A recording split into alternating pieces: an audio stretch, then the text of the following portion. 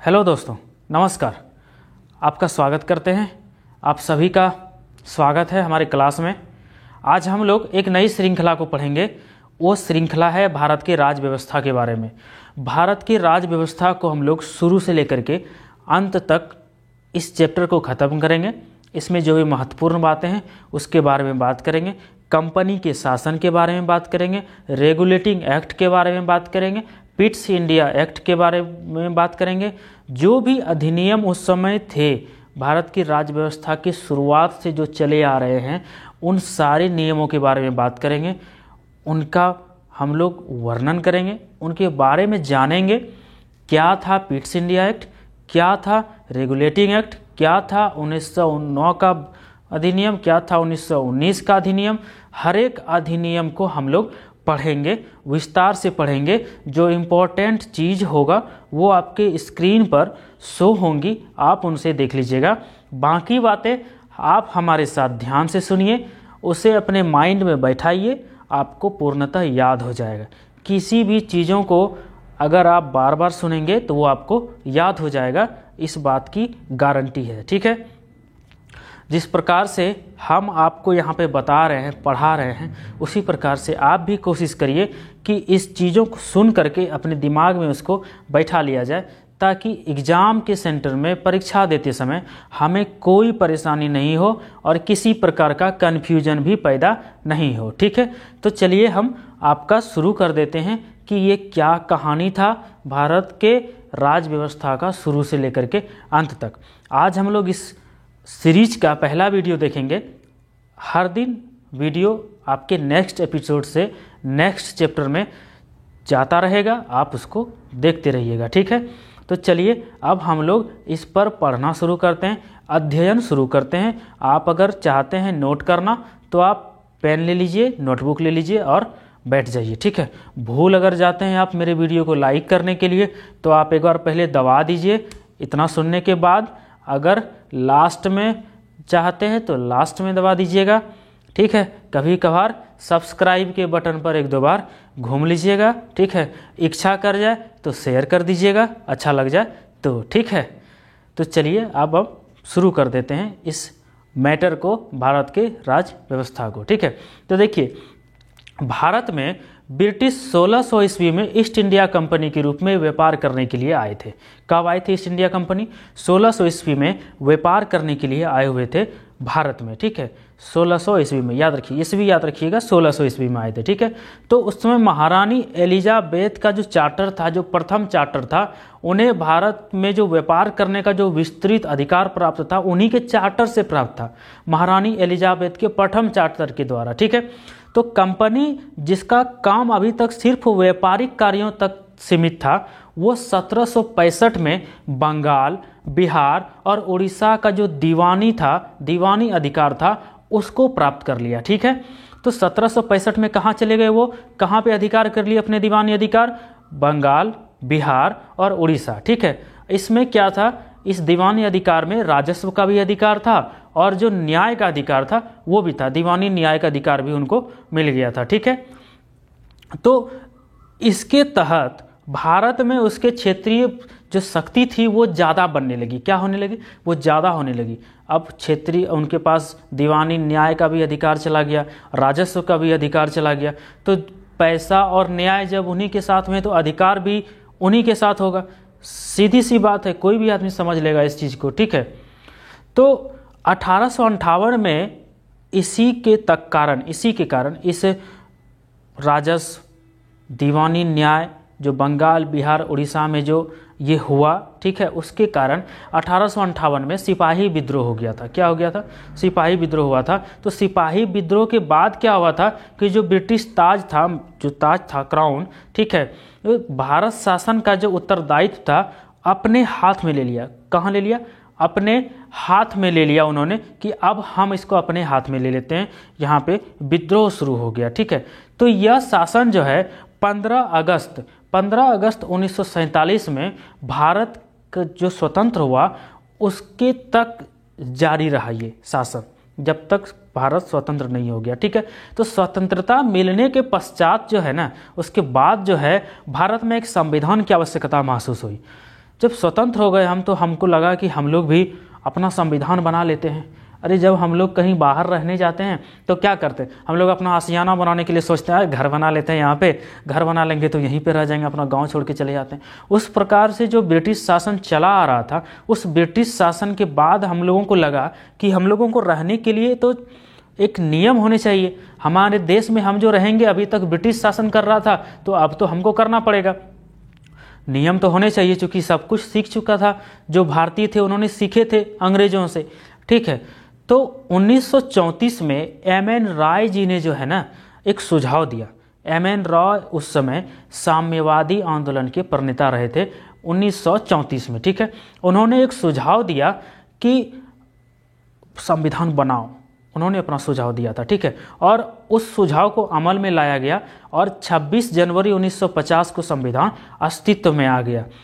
जबकि संविधान और राज्य व्यवस्था की अनेक विशेषताएं ब्रिटिश शासन से ग्रहण की गई थी। हमारे संविधान में अभी भी जो बातें हैं वो ब्रिटिश संविधान से ली गई है, कई देशों के संविधानों से ली गई है, ठीक है, ब्रिटिश संविधानों से भी ली गई है।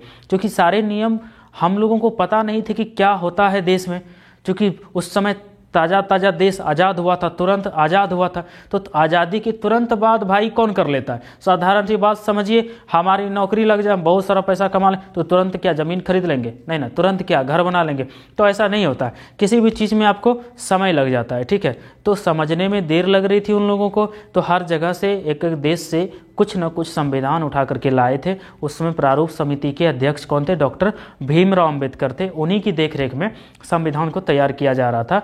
सब जगह से हर एक देशों के अलग अलग संविधान के पॉइंट को उठा करके इन्होंने लाया। राज्यपाल के लिए अलग, राष्ट्रपति के लिए अलग, न्यायपालिका के लिए अलग, कार्यपालिका के लिए अलग, तो हर जगह से इन्होंने अपने संविधान को उठाया, ठीक है।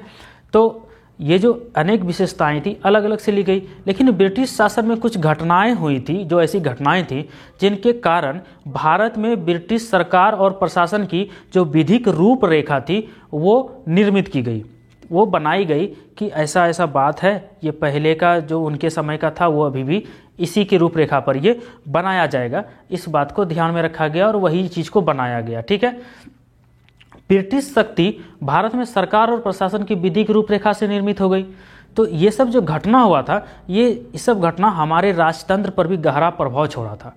और इसका हम लोग अब आगे बात करेंगे अधिनियम में, जो अनेक अलग अलग जो अधिनियम बने उस अधिनियम में। तो सबसे पहला जो अधिनियम बना था उस समय था अंग्रेजों के समय में 1773 का रेगुलेटिंग एक्ट, जो कि कंपनी का शासन था। कंपनी का शासन कब से कब था, कंपनी का शासन था आपका 1773 से 1858 तक। कब था, 1773 से 1858 तक कंपनी का शासन था। और उस कंपनी के बीच में जो सबसे पहला जो अधिनियम था वो था 1773 का रेगुलेटिंग एक्ट। बात करते हैं रेगुलेटिंग एक्ट के बारे में, जानेंगे हम लोग क्या है, ठीक है।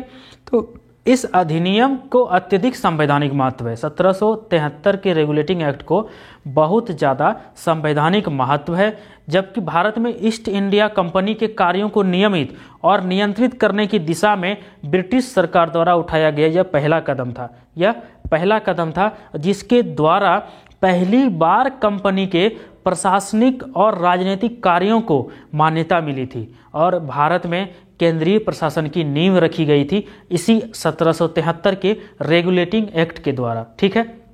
याद रखिएगा, इसमें जो कुछ विशेषताएं थी उसको भी हम जान लेते हैं कि उसका क्या क्या जो विशेषता था वो जान लेते हैं, ठीक है। तो इस अधिनियम में 1773 के अधिनियम में बंगाल के जो गवर्नर होते थे, बंगाल का गवर्नर का जो है नाम कर दिया गया जनरल। उसका नाम क्या कर दिया गया, उनके पद को कर दिया गया जनरल। क्या नाम कर दिया गया उनको, जनरल पद कर दिया गया नाम, ठीक है। तो उनको हम लोग जनरल पद से जानने लगे। तो क्या हो गया, 1773 में उनको हम जनरल पद से जानने लगे। बंगाल के गवर्नर को उनका नाम बदल दिया गया, ठीक है। तो अगला था कि जो गवर्नर जो जनरल हो गए, गवर्नर जनरल, तो उनकी सहायता के लिए एक 4 सदस्यीय कार्यकारी परिषद का भी गठन किया गया था। एक परिषद का गठन किया गया जिसमें 4 सदस्य थे और उनकी देखरेख के लिए थे। तो सबसे पहला जो था 1773 में, उनके अनुसार जो बंगाल के गवर्नर का नाम जनरल दिया गया, तो ऐसे पहले गवर्नर कौन थे, वो थे वॉरेन हेस्टिंग्स। कौन थे, वॉरेन हेस्टिंग्स। सबसे पहले गवर्नर कौन थे? 1773 के रेगुलेटिंग एक्ट के तहत जो नाम बदला गया था बंगाल के गवर्नर का, तो वो थे वॉरेन हेस्टिंग्स। कौन थे?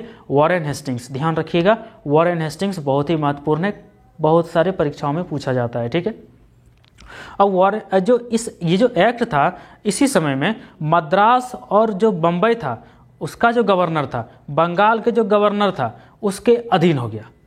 इसी एक्ट के कारण, इसी एक्ट से 1773 के रेगुलेटिंग एक्ट से जो मद्रास का गवर्नर जनरल था, जो बम्बई का गवर्नर था, वो सब बंगाल के गवर्नर जनरल के अंडर चले आए। कहाँ चले आए? बंगाल के गवर्नर जनरल के अंडर चले आए। कौन कौन? मद्रास के और बम्बई के जो गवर्नर थे वो बंगाल के गवर्नर जनरल के अंडर चले आए। ठीक है, जबकि सभी प्रेसिडेंसी, जितने भी प्रेसिडेंसी उस समय थे, सभी क्या थे? एक दूसरे से अलग थे। सबों के गवर्नर एक दूसरे से अलग थे, फिर भी वो क्या हो गए? एक दूसरे में जाकर के सट करके वो बंगाल के गवर्नर के अधीन हो गए। ठीक है, इसी अधिनियम के तहत कलकत्ता में एक कोर्ट स्थापित किया गया था, उच्चतम न्यायालय की गई थी 1774 में। इसी समय 1774 में एक उच्चतम न्यायालय की स्थापना हुई थी, जिसका मुख्य न्यायाधीश था एक ठो, और उसमें 3 ठो अन्य मुख्य न्यायाधीश था। कितना था? 3 अन्य मुख्य न्यायाधीश उसमें दिए गए थे। ठीक है, तो उसके न्यायाधीश के बारे में अगले एपिसोड में हम लोग पढ़ेंगे। ठीक है, इसकी विशेषताओं को पहले देख लेते हैं, बात कर लेते हैं। ठीक है, उसके बाद क्या हुआ कि जो कंपनी का जो कर्मचारी था, उसका जो निजी व्यापार था और जो भारतीय लोगों से उपहार और जो रिश्वत था वो प्रतिबंधित कर दिया गया लेना। क्या? कंपनी के जो कर्मचारी थे, कंपनी के कर्मचारियों को भारत के जो लोग थे उनसे उपहार लेना और जो रिश्वत लेना था वो प्रतिबंधित कर दिया गया कि आप नहीं ले सकते, आप रिश्वत नहीं ले सकते भारतीय लोगों से। ठीक है, और इसी अधिनियम में ब्रिटिश सरकार का जो कोर्ट ऑफ डायरेक्टर्स था, जो कि कंपनी की गवर्निंग बॉडी के नाम से जानी जाती थी, कोर्ट ऑफ डायरेक्टर्स, इसी के माध्यम से कंपनी पर नियंत्रण सशक्त हो गया, बहुत ज़्यादा मजबूत हो गया उसके ऊपर नियंत्रण। जब नियंत्रण बहुत मजबूत हो गया तो आप समझ ही रहे हैं कि किस तरह से चलता होगा। ठीक है, तो इससे भारत में इनके राजस्व, नागरिक और सैन्य मामलों की जानकारी ब्रिटिश सरकार को देना आवश्यक कर दिया गया। इससे हुआ क्या?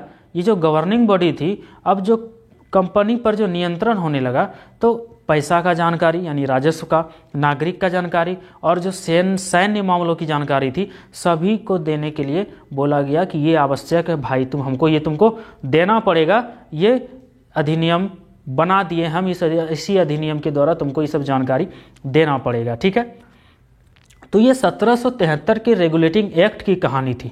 ये सब घटनाएं हुई थी। सबसे पहले कौन आए थे? बंगाल के गवर्नर को जो गवर्नर जनरल कहा जाने लगा वो था 1773 के रेगुलेटिंग एक्ट में। और सबसे पहले कौन थे? वॉरेन हेस्टिंग्स साहब थे। कौन थे? वॉरेन हेस्टिंग्स साहब थे, जो सबसे पहले इस पद पर आए हुए थे। ठीक है, उसके बाद हम पढ़ेंगे, उसके बाद आया 1784 में।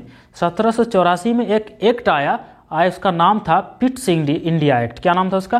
पिट्स इंडिया एक्ट उसका नाम था। ठीक है, तो रेगुलेटिंग एक्ट में जो कमी थी ना, जो बना हुआ था पहले, उसकी जो कमी थी, सोचा अभी इसमें कमी है, कुछ कमी है, अब उसको सुधारने में दिक्कत हो रहा था, तो देखा क्या करना है भाई, तो उसके लिए पिट्स इंडिया एक्ट बना दिया 1784 में, और जितना भी 1773 का कमी था उसको दूर कर दिया और एक संशोधित अधिनियम पास कर दिया 1781 में। ठीक है, जिसे एक्ट ऑफ सेटलमेंट भी बोला जाता है। ठीक है, उसके बाद एक अन्य महत्वपूर्ण अधिनियम जो पिट्स इंडिया एक्ट 1784 में अस्तित्व में आया, वो इसके बाद आया। उसी के कमियों को दूर करने के लिए जब संसद में पेश किया गया था उसको, तो दूर करने के लिए फिर से उसके बदले एक पिट्स इंडिया एक्ट 1784 में अस्तित्व में आ गया।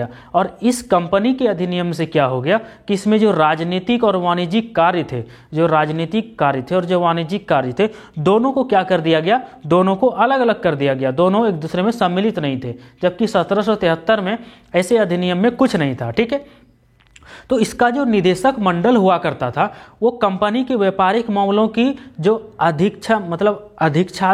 अधिकार थे, उसको अधिक्षा की अनुमति तो दे दी, लेकिन राजनैतिक मामलों के प्रबंधन के लिए एक नियंत्रण बोर्ड का एक गठन किया गया, एक निकाय गठन किया गया कि जो राजनीतिक जो मामला है उसको निपटाने के लिए हम एक नियंत्रण बोर्ड स्थापित करेंगे, जिसको हम लोग बोर्ड ऑफ कंट्रोल के नाम से जानते हैं।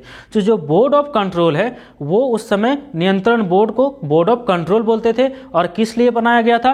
राजनीतिक मामलों के प्रबंधन के लिए उसको बनाया गया था। ठीक है, ये एक तरह का निकाय था, और ये द्वैध शासन की व्यवस्था का शुभारंभ भी इसी समय में किया गया जब नियंत्रण बोर्ड की स्थापना हुई थी 1784 के पिट्स इंडिया एक्ट के अंतर्गत। ठीक है, तो नियंत्रण बोर्ड को यह शक्ति थी कि वह ब्रिटिश नियंत्रित भारत में सभी नागरिक, सैन्य, सरकार और राजस्व गतिविधियों की अधीक्षण का नियंत्रण करेगा। उसको शक्ति थी। जो निकाय बना था, जो नियंत्रण बोर्ड बना था, वो सब कुछ देख सकता था कि जो ब्रिटिश में जो नियंत्रित भारत में जो नागरिक हैं, जो ब्रिटिश नियंत्रित कर रहे हैं, जो सैन्य सरकार है, जो राजस्व गतिविधियां हैं, उन सबको नियंत्रित करने का अधिकार मिल गया था आपको नियंत्रण बोर्ड को, यानी बोर्ड ऑफ कंट्रोल को। ठीक है, तो यह जो अधिनियम है दो महत्वपूर्ण कारणों से ये इसको बनाया गया था कि भारत में कंपनी के अधीन क्षेत्र को पहली बार ब्रिटिश अधिपत्य का क्षेत्र कहा गया, और दूसरा कि ब्रिटिश सरकार को भारत में कंपनी के कार्यों और इसके प्रशासन पर पूर्ण नियंत्रण प्रदान कर दिया गया। ठीक है, तो उसके बाद एक अधिनियम आया, वो था 1833 का चार्टर अधिनियम। कौन सा था? 1833 का चार्टर अधिनियम था। तो 1833 के चार्टर अधिनियम में जो ब्रिटिश भारत का जो केंद्रीकरण की दिशा थी, वह अधिनियम निर्णायक कदम था। कैसा कदम था? बहुत ही निर्णायक कदम था। और यह अधिनियम में क्या हुआ, इस अधिनियम में क्या थी, क्या बात था इस अधिनियम में, क्यों बनाया गया, अभी आगे हम लोग पढ़ते जाते हैं, उसको ध्यान से आप सुनिए। ठीक है, इसमें हुआ क्या कि जो चार्टर अधिनियम बना, इस अधिनियम में बंगाल के गवर्नर जनरल को भारत का गवर्नर जनरल कहा जाने लगा। याद रखिएगा कि 1773 के एक्ट में जो था, जो वॉरेन हेस्टिंग्स थे, वो गवर्नर जनरल जाने जाते थे। कहाँ के? बंगाल के। लेकिन जब 1833 का चार्टर अधिनियम आया तो बंगाल के गवर्नर जनरल को भारत का गवर्नर जनरल कहा जाने लगा इसमें, और बना दिया गया उनको। ठीक है, सिर्फ कहा ही नहीं गया, बना दिया गया, जिसमें सभी नागरिक और सैन्य शक्तियाँ, मतलब नागरिक की सारी शक्तियाँ और सेना सिपाहियों की जो सैन्य शक्तियाँ थी, सब उसके पास चली आई।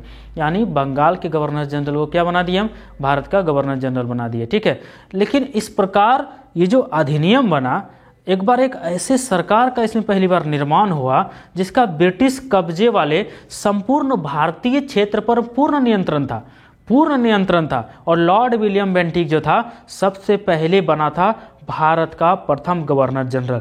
भारत के प्रथम गवर्नर जनरल कौन बने थे?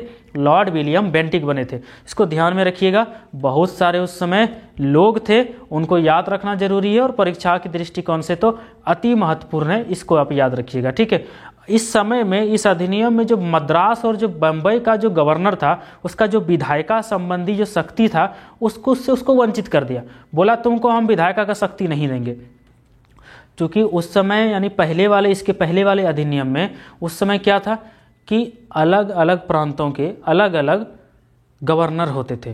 तो 1773 में क्या था कि भाई सबको हम बंगाल के गवर्नर के अधीन कर दिए। लेकिन अब क्या हुआ कि इस समय जो गवर्नर थे अलग अलग प्रांतों के, उनका जो अधिकार था वो छीन लिया गया, जो शक्ति था वो छीन लिया गया। बोला तुमको हम शक्ति नहीं देंगे। ठीक है, तो भारत के गवर्नर जनरल को भारत का जो गवर्नर जनरल था वो पूरा शक्तिशाली हो गया। ठीक है, जब ब्रिटिश भारत में विधायिका की शक्ति असीमित अधिकार प्राप्त हो गया और भी नियामक कानून चले गए, तो सब कुछ तो उसी के पास चला गया, तो बचा क्या? तो वहाँ पे जो मद्रास और जो बम्बई में रहने वाले गवर्नर थे, उनका तो कोई तुक नहीं बनता है, कोई मतलब नहीं बनता उनका रहने का।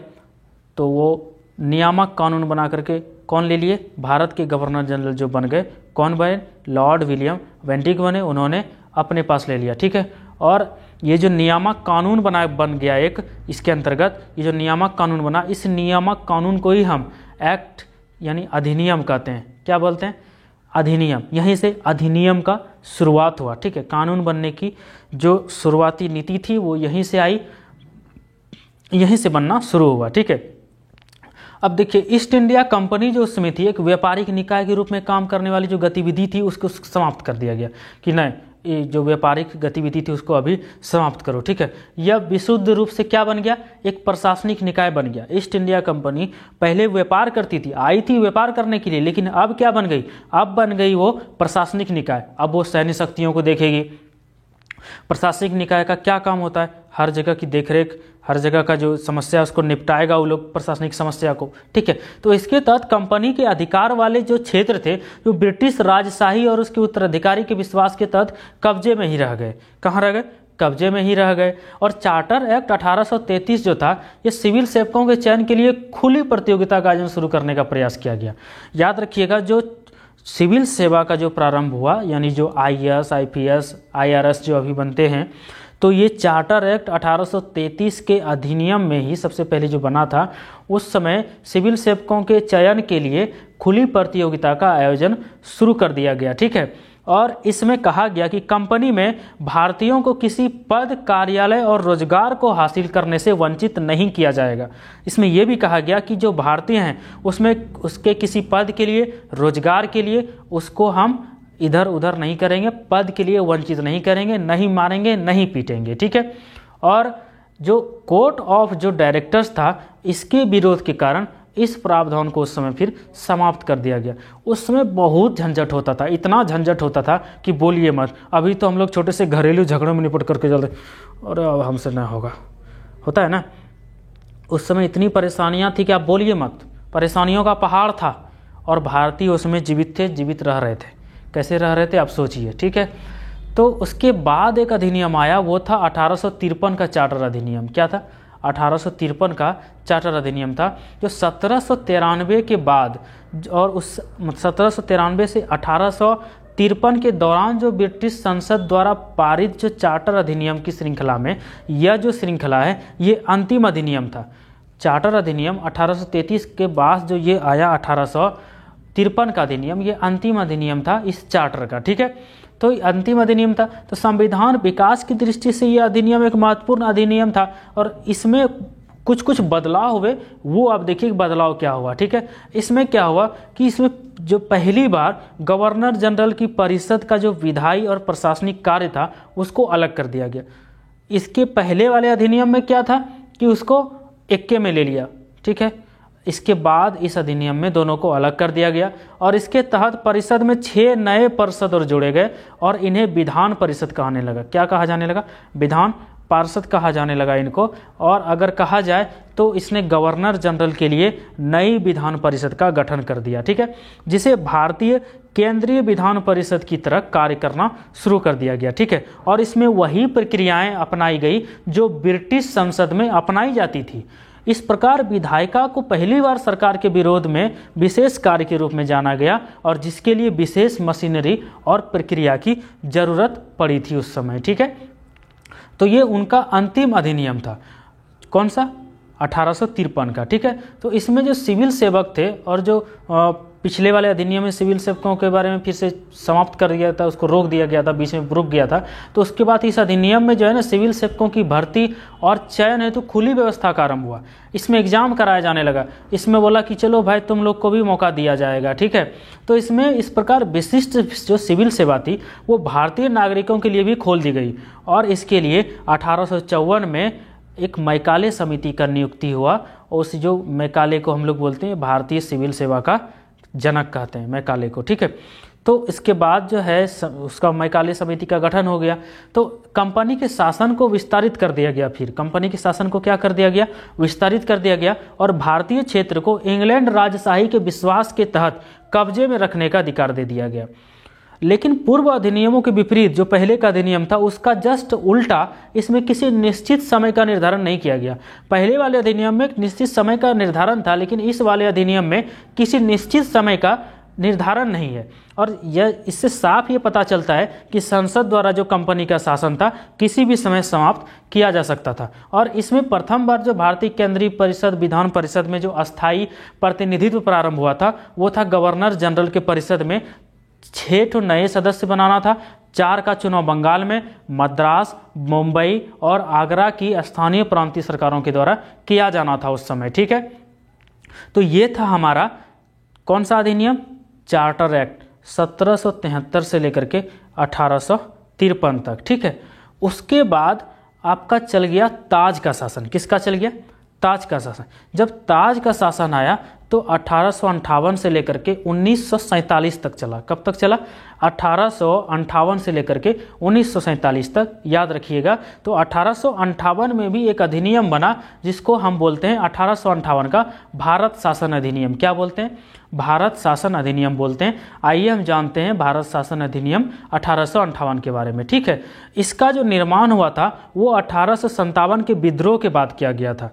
1857 में विद्रोह हुआ था, उसके बाद किया गया था, जिसे भारत का प्रथम स्वतंत्रता संग्राम और सिपाही विद्रोह भी कहते हैं। क्या कहते हैं? भारत का प्रथम स्वतंत्रता संग्राम और सिपाही विद्रोह भी कहा जाता है। तो बंगाल के शासन को अच्छा बनाने वाला जो अधिनियम था, इस नाम से प्रसिद्ध इस कानून ने ईस्ट इंडिया कंपनी को समाप्त कर दिया और जो गवर्नरों को, क्षेत्रों को, जो राजस्व संबंधी शक्तियां थी वो ब्रिटिश राजशाही को हस्तांतरित कर दी।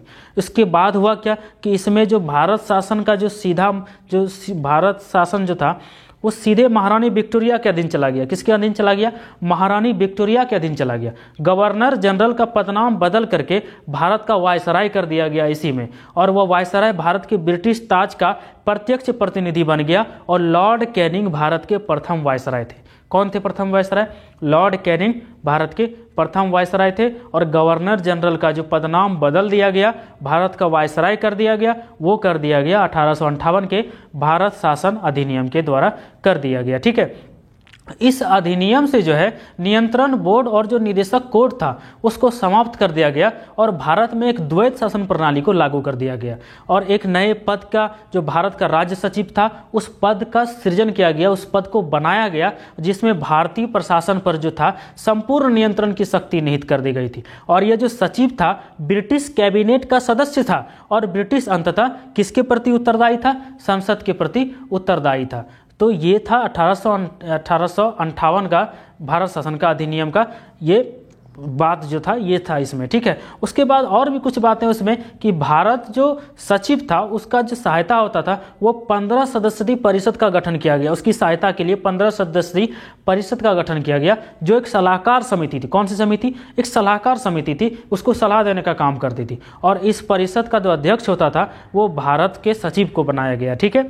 तो और इस कानून के तहत जो भारत का जो सचिव था उसके लिए भी एक परिषद का गठन किया गया जो एक क्या होता था? एक नियमित निकाय थी। भारत का जो ये सचिव का जो परिषद था वो एक नियमित निकाय था जो कि जिसे भारत और इंग्लैंड में मुकदमा करने का अधिकार था, इस पर भी मुकदमा किया जा सकता था। तो 1858 के कानून का जो प्रमुख उद्देश्य था वो था कि प्रशासनिक मशीनरी में सुधार, किसी माध्यम में इंग्लैंड में भारतीय सरकार का अधीक्षण, उसका नियंत्रण और उसके बाद उसमें प्रचलित शासन प्रणाली में जो कोई विशेष परिवर्तन था उसमें ज़्यादा नहीं किया गया, ठीक है। उसका ज़्यादा नहीं किया गया। अभी हम लोग देखिए कि जितना भी अधिनियम हम लोग शुरू से अभी तक हम लोग बात किए, पढ़े उस पर, तो उसमें अनेक बदलाव किए गए। कुछ याद रखिएगा कि जो वॉरेन हेस्टिंग्स को याद रखिएगा, उसके बाद आप ये 1858 का जो भारत शासन अधिनियम है इसको याद रखिएगा। ये सब बहुत ही महत्वपूर्ण है, ठीक है। उसके बाद फिर 1861 में आया था, फिर 1892 में आया था, उसके बाद 1909 में आया था, ठीक है। तो 1909 ये तीनों अधिनियम के बारे में थोड़ा थोड़ा देख लेंगे कि क्या है इस तीनों के बारे में। तो 1861 के अधिनियम के बारे में बात करेंगे जो भारत शासन अधिनियम था 1861 का, तो वो अगर हम उसके बारे में जानेंगे तो 1857 के बाद जो क्रांति हुआ था, ब्रिटिश सरकार जो था उसको लगा ऐसा कि भारत में शासन चलाने के लिए ना भारतीयों का सहयोग लेना आवश्यक है, क्योंकि हम लोग बहुत ढीठ होते हैं, बिना हम लोग के सहयोग से कुछ चलता नहीं। चूंकि देश भी हमारा था तो चलता किससे? जब ज़्यादा संख्या में हम लोग हैं, भले ही हम लोगों को उसमें बुद्धि कम थी, दिमाग नहीं था, लेकिन रहते तो हम ही लोग थे, देश तो हमारा था, तो हम लोगों को तो जानना पड़ेगा, हमारी सहायता तो ब्रिटिश सरकार को लेनी पड़ेगी। तो उन्होंने सोचा कि ये सहायता हमको लेनी पड़ेगी, बिना भारतीय के मेरा काम नहीं चलेगा। तो 1857 जब का क्रांति हो गया तो क्रांति के बाद इन्होंने दिमाग लगाया, चूंकि अंग्रेज तो दिमागी थे ही, दिमाग लगा करके ही भारत पर आज व्यापार कर लिए, ठीक है। तो अंग्रेजों ने सोचा कि भारतीयों को हमारे अपने पास लेना होगा, जब तक भारतीय हमारे पास नहीं रहेंगे तब तक हमको दिक्कत होने लगेगा, ठीक है। तो सहयोग लेना आवश्यक समझा गया। तो इस सहयोग नीति के तहत जो है ना ब्रिटिश संसद ने एक 1861 में, 1892 में और 1909 में इस तरह में 3 अधिनियम बना दिया, ठीक है। और 1861 के भारत शासन अधिनियम में जो संवैधानिक और राजनीतिक इतिहास था, एक बहुत ही महत्वपूर्ण अधिनियम था उसमें, ठीक है। तो अब बात करें अगर हम 1861 के भारत शासन अधिनियम की, तो इस 1861 के भारत शासन अधिनियम में इसके द्वारा जो कानून बनाने की जो प्रक्रिया थे, इसमें भारतीय प्रतिनिधियों को शामिल करने की शुरुआत हुई सर्वप्रथम 1861 में। इस प्रकार जो वायसराय थे, तो कुछ भारतीयों को विस्तारित परिषद में जो गैर सरकारी सदस्यों के रूप में नामांकित कर सकता था। तो 1862 में लॉर्ड कैनिंग ने 3 भारतीय बनारस के राजा यानी पटियाला के राजा और सर दिनकर राय को विधान परिषद में मनोनीत किया था। किसको किसको मनोनीत किया था? वो था आपका बनारस का राजा था, पटियाला का राजा था और सर दिनकर राव, इन लोगों को उन्होंने मनोनीत किया था सबसे पहले, ठीक है। तो और इस अधिनियम में जो मद्रास और जो बंबई का जो प्रेसिडेंसी था, उसका जो विधायी शक्ति था वापस ले लिया था पहले, इसके पहले वाले अधिनियम में। तो उसके विधायी शक्तियों को फिर से उनको वापस कर दिया गया और इसको विकेंद्रीकरण की प्रक्रिया की शुरुआत कर दी थी, ठीक है। तो इस प्रकार जो केंद्रीकरण की प्रवृत्ति को उलट दिया गया और 1833 के चार्टर अधिनियम के साथ ही अपने चरम पर पहुंच गया। तो इस विधायी विकास की नीति के कारण 1937 तक प्रांतों को संपूर्ण आंतरिक स्वायत्त हासिल हो गया इसी अधिनियम से। तो बंगाल उस और उत्तर पश्चिम सीमा प्रांत में जो पंजाब थे, जो 1862, 1866 और 1897 में जहां विधान परिषदों का गठन हुआ था, कहाँ बंगाल में, उत्तर पश्चिम सीमा प्रांत के पंजाब में, तो इसमें जो विधान परिषद का गठन हुआ, तो वायसराय के परिषद में कार्य संचालन के लिए अधिक नियम और आदेश बनाने की शक्तियां उसको दी गई थी, ठीक है। तो इसने जो लॉर्ड कैनिंग के द्वारा जो 1859 में प्रारंभ की गई पोर्टफोलियो प्रणाली थी, उसको भी मान्यता दी। तो इसके अंतर्गत वायसराय की जो परिषद था, उसका भी क्या कर दिया गया, परिषद का भी एक सदस्य एक से अधिक सरकारी विभागों का प्रभारी बनाया जा सकता था तथा उसे इस विभाग में काउंसिल की ओर से अंतिम आदेश पारित करने का अधिकार भी था। इसने वायसराय के आपातकाल को बिना काउंसिल की संस्तुति के अध्यादेश जारी करने के लिए अधिकृत कर दिया था और ऐसे अध्यादेश की अवधि मात्र 6 माह होती है, ठीक है। 1800 के उसके बाद जो अधिनियम आया 1861 के बाद 1892 का जो अधिनियम आया, उस अधिनियम में जो कहा गया था उसके बारे में थोड़ा जान लीजिए कि इस 1892 के माध्यम से केंद्रीय और जो प्रांतीय विधान परिषदों में अतिरिक्त जो गैर सरकारी सदस्यों की संख्या बढ़ाई गई थी। हालांकि बहुमत सरकारी सदस्यों का ज़्यादा रहता था, लेकिन उसके बाद विधान परिषदों के कार्यों में वृद्धि करके उन्हें बजट पर बहस करने के लिए और कार्यपालिका में प्रश्नों का उत्तर देने के लिए अधिकृत किया गया था। इसमें केंद्रीय विधान परिषद और बंगाल चैम्बर्स ऑफ कॉमर्स में जो गैर सरकारी सदस्यों के नामांकन के लिए जो वायसराय की शक्तियों का प्रावधान किया गया था, इसके अलावे उसमें प्रांतीय विधान परिषद को गवर्नर को जिला परिषद, नगर पालिका, विश्वविद्यालय, व्यापार संघ, जमींदार, चैम्बर ऑफ कॉमर्स, इस सब की सिफारिशों पर गैर सरकारी सदस्यों को नियुक्ति करने की शक्ति दे दी थी, ठीक है। तो इस अधिनियम ने जो केंद्रीय और प्रांतीय विधान परिषद दोनों में जो गैर सरकारी सदस्यों की जो नियुक्ति के लिए जो एक सीमित और परोक्ष रूप से चुनाव कराया गया था, तो इस चुनाव में प्रावधान किया कि चुनाव शब्द का अधिनियम में प्रयोग उस समय हुआ नहीं था, लेकिन चुनाव कराया गया, ठीक है। इसे निश्चित निकायों की सिफारिश पर जाने वाली नामांकन की प्रक्रिया कहा गया था। तो 1909 का जो अधिनियम है उसके बारे में भी थोड़ा जान लीजिए, जो कि सब बता ही चुके हैं, तो इसको भी जान लीजिए। इस अधिनियम में जो 1909 का अधिनियम था, इसको आप मार्लो मिंटो सुधार भी कहते हैं। 1909 के अधिनियम को मार्ले मिंटो सुधार भी कहा जाता है। उस समय जो लॉर्ड था ना, लॉर्ड मार्ले जो था इंग्लैंड में भारत के राज्य सचिव था। इंग्लैंड में लॉर्ड जो था मार्ले जो था भारत का राज्य सचिव था और लॉर्ड मिंटो जो है भारत में वायसराय था जब ये 1909 का भारत शासन अधिनियम हुआ था। तो इसने केंद्रीय परिषद में जो है ना सरकारी बहुमत को बनाए रखा, लेकिन जो प्रांतीय परिषद थे उसमें गैर सरकारी सदस्यों के चुनाव की जो बहुमत थी उसकी अनुमति दे दी थी। लेकिन इसमें दोनों स्तरों पर विधान परिषदों की चर्चा, कार्यों का जो दायरा था, जो काम करने का जो क्षेत्र था, उसको बढ़ाया गया। वो अगर मान लीजिए कि एक अनुपूरक हमको प्रश्न पूछना है, अगर कि हमको संसद में जैसे अभी कोई सवाल पूछा जाता है कि हमारे यहाँ ये, हमारे यहाँ वो, उस तरह का अगर संपूरक प्रश्न कोई पूछना था, तो इस सब चीज़ का भी उस समय दायरा बढ़ाया गया कि भाई अब तुम ये सब चीज़ कर सकते हो, ठीक है। और भी मतलब पहली बार किसी भारतीय को वायसराय और गवर्नर की जो कार्य परिषद था उसके साथ एसोसिएशन बनाने का जो है प्रावधान किया गया 1909 के भारत शासन अधिनियम से। ठीक है, तो सत्येंद्र प्रसाद सिन्हा जो थे वो वायसराय की कार्यपालिका परिषद के प्रथम भारतीय सदस्य बने थे और उन्हें विधि सदस्य बनाया गया था। कौन थे? सत्येंद्र प्रसाद सिन्हा। किसको बनाए गए थे? सत्येंद्र प्रसाद सिन्हा जी को बनाए गए थे। और इस अधिनियम ने जो पृथक निर्वाचन के आधार पर जो मुस्लिम थे उनके लिए जो सांप्रदायिक प्रतिनिधित्व का प्रावधान किया गया, इसके अंतर्गत मुस्लिम चुनावों का जो मुस्लिम मतदाता था वो मुस्लिम मतदाता चुनाव दे सकते थे, मत दे सकते थे। इस प्रकार जो इस अधिनियम की सांप्रदायिकता थी उसकी वैधानिकता को प्रदान किया और लॉर्ड मिंटो के सांप्रदायिक निर्वाचन के जनक के रूप में जाना गया। सांप्रदायिक निर्वाचन के जनक के रूप में किसे जाना गया? वो जाना गया लॉर्ड मिंटो को, क्योंकि उन्होंने ही मुस्लिम समुदाय को वैधानिकता प्रदान की, चुनाव देने के लिए, चुनाव यानी वोट देने के लिए उनको अधिकार दे दिया। उसके बाद एक अधिनियम और आया, वो था 1919 का भारत शासन अधिनियम। काफ़ी महत्वपूर्ण अधिनियम है भारत शासन का जो 1919 का अधिनियम है। अगर आप इसको अध्ययन कर लेते हैं तो आपके परीक्षा में एक भी क्वेश्चन इससे नहीं छूटेगा। माना कि हम आपको अभी डिस्प्ले पर कुछ दिखा नहीं पा रहे हैं, अलग बात है, थोड़ा थोड़ा दिख रहा होगा तो वो आप देख लीजिएगा, लेकिन जितनी बातें हम आपको बोल रहे हैं एक बात में, अगर आप इनको 2 बार भी सुन लेंगे तो आपको जो भारत की राज्य व्यवस्था के जो संसद जो अधिनियम शुरू से आए 1773 से लेकर के 1919 तक, जो अभी जो इस जगह पे जो पढ़ा रहे हैं वो सारा अभी आपको याद हो जाएगा। तो 20 अगस्त बात कर लेते हैं इस पे 1919 के अधिनियम पर, बाद में बात करते हैं, छोटी मोटी बातें पीछे वाले लास्ट वीडियो में होंगी। ठीक है, तो 20 अगस्त 1917 में जो ब्रिटिश सरकार ने पहली बार घोषित किया था, उसका उद्देश्य भारत में क्रमिक रूप से उत्तरदायी सरकार की स्थापना करना था।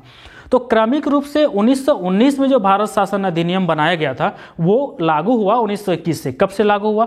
वो 1919 से लागू हुआ। और इस कानून को हम लोग मॉन्टेग्यू चेम्सफोर्ड सुधार कहते हैं। इस कानून को हम लोग क्या बोलते हैं?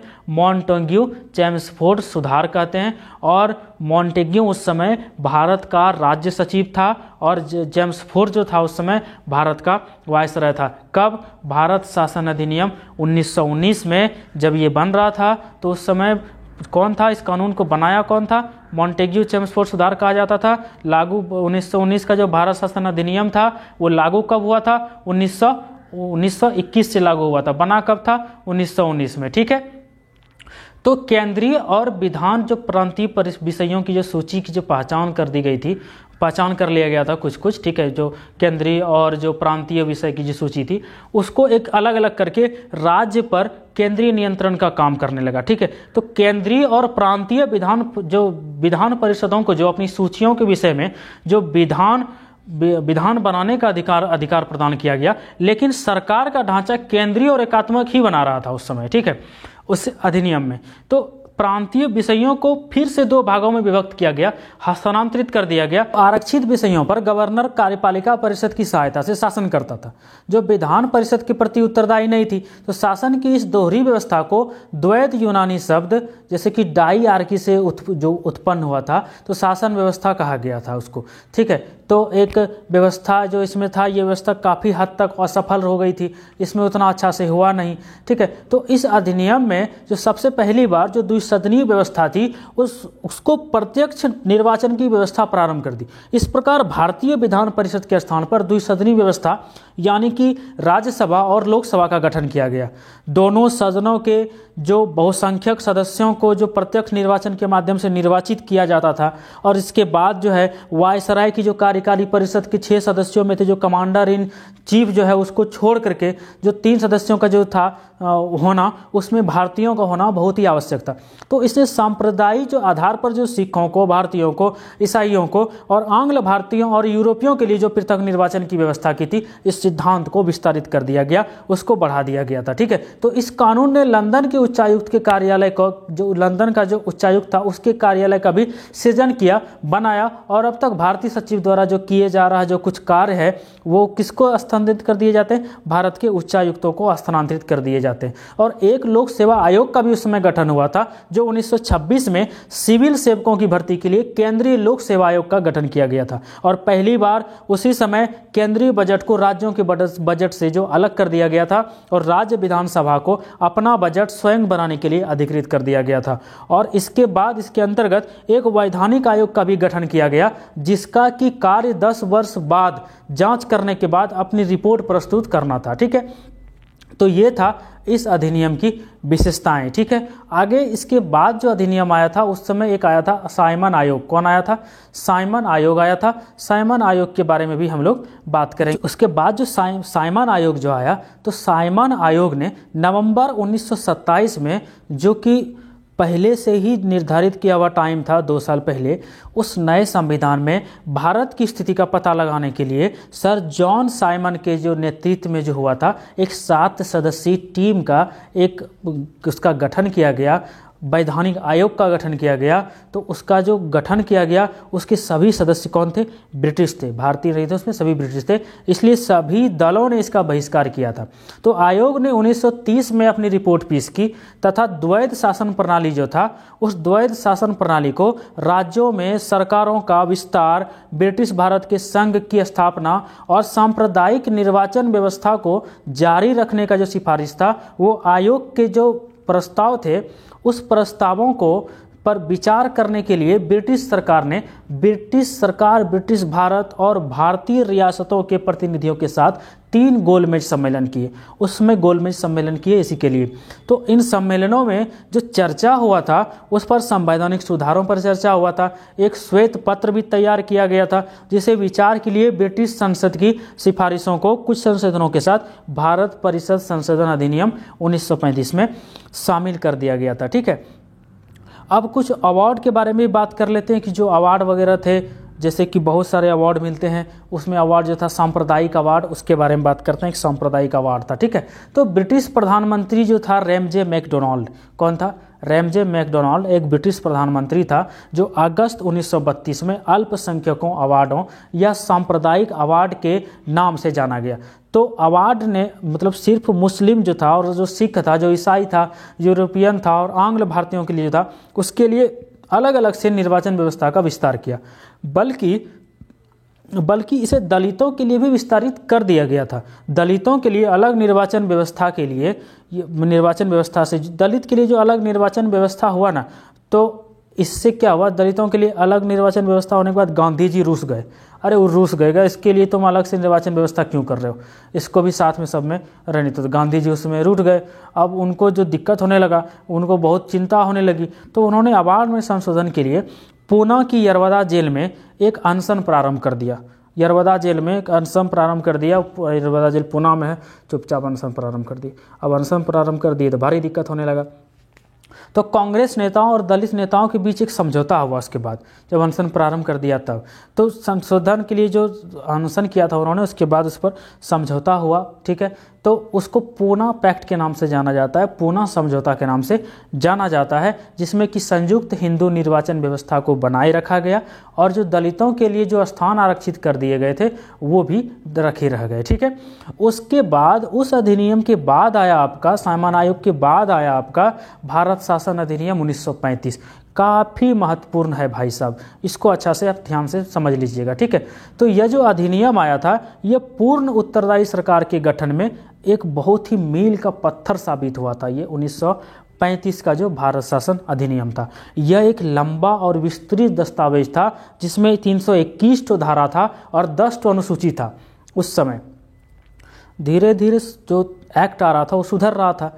तो इसमें था क्या कि इसमें अखिल भारतीय संघ का भी स्थापना किया गया था इसी अधिनियम के तहत, और इसमें जो है राज्य और जो रियासत जो थे उनको एक इकाई की तरह माना गया। अधिनियम जो बना था इसमें केंद्र और इकाइयों के बीच जो है 3 सूची को बनाया। इसी भारत शासन अधिनियम 1935 में एक तो बनाया आपका संघीय सूची जिसमें 59 तो विषय था, उसके बाद बनाया राज्य सूची जिसमें से 54 तो विषय था, और इसके बाद बनाया समवर्ती सूची जिसमें दोनों के लिए, राज्य और केंद्र के लिए, उसमें 36 तो विषय था। ठीक है, तो इस आधार पर जो शक्तियों का बंटवारा कर दिया गया 3 सूची के आधार पर।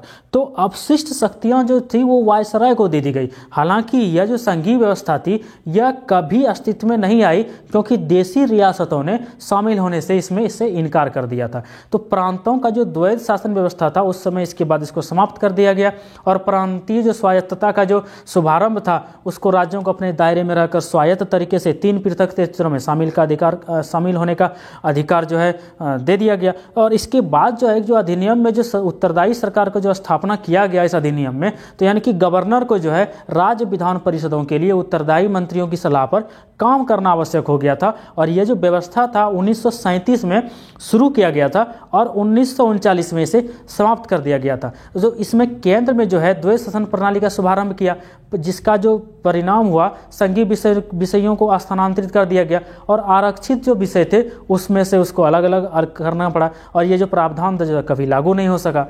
11 राज्यों में से 6 में से द्विसदनी व्यवस्था का प्रारंभ किया गया था, और बंगाल, बम्बई, मद्रास, बिहार और जो भी संयुक्त प्रांत थे, जैसे असम में द्विसदनी विधान परिषद और विधानसभा बन गया था उस समय। लेकिन इस पर कई प्रकार के प्रतिबंध भी थे, और इसमें जो दलित जातियां थी, जो महिलाएं थी, जो मजदूर वर्ग के लोग जो थे, वो अलग से निर्वाचन की व्यवस्था कर सांप्रदायिक प्रतिनिधित्व व्यवस्था का विस्तार उस समय किया गया। तो भारत शासन अधिनियम 1858 द्वारा जो स्थापित हुआ था भारत परिषद को, उसको समाप्त कर दिया गया, और इंग्लैंड में भारत के जो सचिव थे उनको सलाहकारों की एक टीम मिल गई। तो इसमें इसी के अंतर्गत एक देश की मुद्रा और साख पर नियंत्रण के लिए भारतीय रिजर्व बैंक की भी स्थापना की गई थी, जिसमें आपको पूछा भी जाता है कि भारतीय रिजर्व बैंक की स्थापना कब हुई थी, तो 1935 में। तो इसलिए स्थापना की गई जो मुद्रा और साख पर नियंत्रण रख सके। तो संघीय लोक सेवा आयोग इसी समय स्थापना हुआ था, और प्रांतीय सेवा आयोग और 2 या 2 से अधिक राज्यों के लिए जो संयुक्त सेवा आयोग की स्थापना हुई थी वो भी इसी समय हुई थी 1935 के भारत शासन अधिनियम में। और इसके तहत 1937 में संघीय न्यायालय का भी स्थापना हो गया था। इसके बाद आया आपका भारतीय स्वतंत्रता अधिनियम 1947। कौन आया? भारतीय स्वतंत्रता अधिनियम आया 1947। तो भारतीय स्वतंत्रता अधिनियम 1947 में क्या हुआ कि 20 फरवरी 1947 को ब्रिटिश प्रधानमंत्री जो थे क्लीमेंट एटली जो थे, वो क्या हुए, घोषणा की कि 30 जून 1947 को भारत में ब्रिटिश शासन समाप्त हो जाएगा, और इसके बाद सत्ता उत्तरदायी भारतीय हाथों में सौंप दी जाएगी। फाइनली भारतीय हाथों में सौंप दी जाएगी। भारतीय स्वतंत्रता अधिनियम 1947 में क्लीमेंट एटली ने अपने मुंह से ये बात बोला था। ठीक है, तो इस घोषणा पर जो मुस्लिम लीग था उसने आंदोलन किया और भारत विभाजन की बात भी कही कि भारत को विभाजित करो। तो 3 जून 1947 को ब्रिटिश सरकार ने क्या किया, फिर से जो है एक स्पष्ट बात बोला कि 1946 में जो गठित हुआ था संविधान सभा, उसमें जो संविधान सभा में जो चीज़ लिखी हुई होगी उस क्षेत्रों में लागू नहीं होगा। जो 1946 में जो बना हुआ था, जो बात किसी विशेष क्षेत्रों के लिए थी उस विशेष क्षेत्रों में लागू नहीं होगी, और जो इसे स्वीकार नहीं करेंगे उसे 3 जून 1947 को वायसराय लॉर्ड माउंटबेटन ने विभाजन की घोषणा पेश की थी। तो जिसे माउंटबेटन योजना कहा गया, माउंटबेटन ने भारत विभाजन की घोषणा की थी, तो माउंटबेटन घोषणा योजना कहा गया। तो इस योजना को कांग्रेस और मुस्लिम लीग ने स्वीकार कर लिया। इस प्रकार जो भारत शासन अधिनियम, जो भारत स्वतंत्रता अधिनियम था 1947, उसको बनाकर उसे लागू कर दिया गया था, और इसी समय ब्रिटिश राज्य की समाप्ति हो गई 1947 में, और इसे स्वतंत्र और संप्रभु राष्ट्र घोषित कर दिया गया हमारे भारत को। और इसमें भारत विभाजन कर 2 स्वतंत्र डोमिनियन बना दिया गया, एक संप्रभु राष्ट्र भारत और पाकिस्तान बना दिया गया, जिन्हें ब्रिटिश राष्ट्रमंडल से अलग होने की स्वतंत्रता थी। तो इसने वायसराय का पद जो समाप्त कर दिया, और उसके स्थान पर जो दोनों डोमिनियन राज्यों में गवर्नर जनरल पद का सृजन किया, जिसकी नियुक्ति नए राष्ट्रों की कैबिनेट की सिफारिश पर ब्रिटेन के ताज को करनी थी। तो इन पर जो ब्रिटेन का सरकार था उस पर कोई नियंत्रण होना नहीं था। तो इसने दोनों जो डोमिनियन थे उसने नए राज्यों के संविधान सभाओं को अपने देशों का संविधान बनाने और उसके लिए किसी भी देश के संविधान को अपनाने की शक्ति दे दी। ठीक है, तो किसी भी देश के संविधान को अपनाने की शक्ति दी, तो सभाओं को यह भी शक्ति थी कि वो किसी ब्रिटिश कानून को समाप्त करने के लिए कानून बना सकती थी। यहाँ तक कि उन्होंने स्वतंत्रता अधिनियम को भी निरस्त करने का अधिकार मिल गया था, समझिए था, ठीक है। तो इसने दोनों डोमिनियन राज्यों जो राज्य जो संविधान सभा थी, यह शक्ति प्रदान की कि वे अपने अपने संबंधित क्षेत्रों के लिए विधानसभा बना सकती है। 15 अगस्त 1947 के बाद ब्रिटिश संसद में जो पारित हुआ था कोई भी अधिनियम, उसे दोनों डोमिनियनों में तब तक लागू नहीं होगा जब तक कि दोनों डोमिनियन इस कानून को मानने के लिए कानून नहीं बना लेंगे, ठीक है। और इस कानून ने जो है ब्रिटेन में भारत सचिव पद का समाप्त कर दिया गया और इसकी सभी शक्तियां जो है वो राष्ट्रमंडल मामलों के राज्य सचिव को स्थानांतरित कर दी गई। और 15 अगस्त 1947 से भारत रियासतों पर ब्रिटिश संप्रभुता की भी समाप्ति की घोषणा कर दी गई और इसके साथ ही व्यवस्था की गई कि दोनों डोमिनियन राज्यों को इस कानून में सुधार करने का अधिकार था। तो इसमें जो ब्रिटिश शासक जो विधेयक था, मताधिकार था और जो स्वीकृत करने का जो अधिकार था उससे भी वंचित कर दिया गया था। लेकिन ब्रिटिश शासक के नाम पर कोई गवर्नर जनरल को किसी भी विधेयक से स्वीकार करने का अधिकार प्राप्त था, ठीक है। तो फिर क्या हुआ कि भारत का जो राज्य सचिव था उसको सिविल सेवा में नियुक्ति करने का और पदों में आरक्षण करने की जो प्रणाली थी वो समाप्त कर दी। 15 अगस्त 1947 से पूर्व के जो सिविल सेवा कर्मचारी थे उनको वही सुविधाएं मिलती रही जो पहले से उनको मिलती रही है। और 15 अगस्त 1947 की मध्य रात्रि को भारत में ब्रिटिश शासन का अंत हो गया। उसने समस्त शक्तियां दो नए स्वतंत्र डोमिनियनों भारत और पाकिस्तान को स्थानांतरित कर दी। लॉर्ड माउंटबेटन नए डोमिनियन भारत के प्रथम गवर्नर जनरल बने। उन्होंने जवाहरलाल नेहरू को भारत के पहले प्रधानमंत्री के रूप में शपथ दिलाई थी। 1946 में जो संविधान सभा को स्वतंत्र भारतीय डोमिनियनों की संसद के रूप में स्वीकार कर लिया गया था, ठीक है। तो आप समझिए सारा कुछ हम लोग समझ गए, ठीक है। कुछ हम लोग बात समझ लेंगे कि जो उस समय ब्रिटिश ईस्ट इंडिया कंपनी आई थी वो बक्सर की लड़ाई हुई थी उस समय 1764 में और उसमें जो विजय प्राप्त हुआ था तब ईस्ट इंडिया कंपनी को भारत में दीवानी अधिकार मिला था। मुगल बादशाह शाह आलम ने दिया था, ठीक है। उसके बाद जो संसद में जो तत्कालीन प्रधानमंत्री हमारे आए थे उनको शपथ कौन दिलाए थे? उनको शपथ दिलाए थे विलियम पिट ने। एक विलियम पिट नामक व्यक्ति थे, उन्होंने शपथ दिलाई थी, ठीक है। तो काफ़ी सारे बातें हैं उनके बारे में। तो आप समझ सकते हैं कि भारत शासन अधिनियम का जो भारतीय राज्य व्यवस्था का जो पहला अध्याय है वो हमने समाप्त कर दिया है। आप इसको अच्छे से पढ़ लीजिएगा, अच्छे से इसको आप समझ लीजिएगा। एक बार नहीं, दो बार नहीं, तीन बार नहीं, 4 बार इस चीज़ को देखिएगा ताकि आपको याद हो जाए, ठीक है। अगली जो वीडियो आएगी हमारी उसमें इसका नेक्स्ट चैप्टर आएगा, जो इसका चैप्टर होगा, जो अगला अध्याय होगा, हम इसके सारे चैप्टर को पढ़ेंगे, ठीक है। हम इसको श्रृंखलाबद्ध भाग 1, भाग 2, भाग 3, भाग 4 के रूप में लेकर के आएंगे। तो आशा करते हैं कि आप सभी को हमारा ये वीडियो पसंद आता होगा, आपको ज्ञान मिलता होगा, आपकी जानकारी अच्छी होती होगी, आपके नोटबुक ख़त्म होते होंगे, पेन ख़त्म होता होगा, इसके लिए क्षमा प्रार्थी हूँ। नोटबुक और पेन अगर ख़त्म होता है तो, लेकिन ख़त्म होने दीजिए, कोई समस्या नहीं है। अगर नोटबुक ख़त्म नहीं होंगे, पेन नहीं ख़त्म होगा तो हम लोग सीखेंगे कहाँ से? एक ज्ञान ही ऐसा चीज़ है जिसको हम लोग जितना घिसेंगे उतना हमको मिलेगा, जितना घिसेंगे उतना मिलेगा। इसलिए हमें घबराना नहीं है, हमें पढ़ते जाना है, सीखते जाना है। लोग क्वेश्चंस आंसर ऑब्जेक्टिव तो सुनते ही हैं, आप हमारे इस बात को सुनिए, बात को समझने का कोशिश करिए। उसके बाद आपके लिए एक नया चैप्टर लेके आएंगे। आज के लिए हम आपसे यहीं पर छोड़ देते हैं, आपको छुट्टी दे देते हैं। अपनी कॉपी नोटबुक को बंद कर सकते हैं आप। इसके बाद जो वीडियो आएगी उसके बाद फिर लिख लीजिएगा। लेकिन जाते जाते एक बार फिर से हम आपको ये बात बोल देते हैं कि अगर आपको अच्छा लग जाए, वीडियो अच्छा लग जाए तो लाइक का बटन दबा दीजिएगा। और अगर इच्छा हो जाए शेयर करने की कि ये वीडियो अच्छा है तो आप दूसरे को शेयर भी कर दीजिएगा। और अगर आप सब्सक्राइब नहीं किए हैं तो एक बार कर दीजिएगा। इससे हमको अच्छा लगता है, वीडियो बनाने में मज़ा आता है, आपको जानकारी देने में मज़ा आता है और हमको पसीना बहाने में मज़ा आता है और आपको लिखवाने में हमको मज़ा आता है, ठीक है। ठीक है दोस्तों, अब मिलेंगे आपसे नेक्स्ट वीडियो में इसके नेक्स्ट एपिसोड के साथ अगले दिन, ठीक है। Thank you.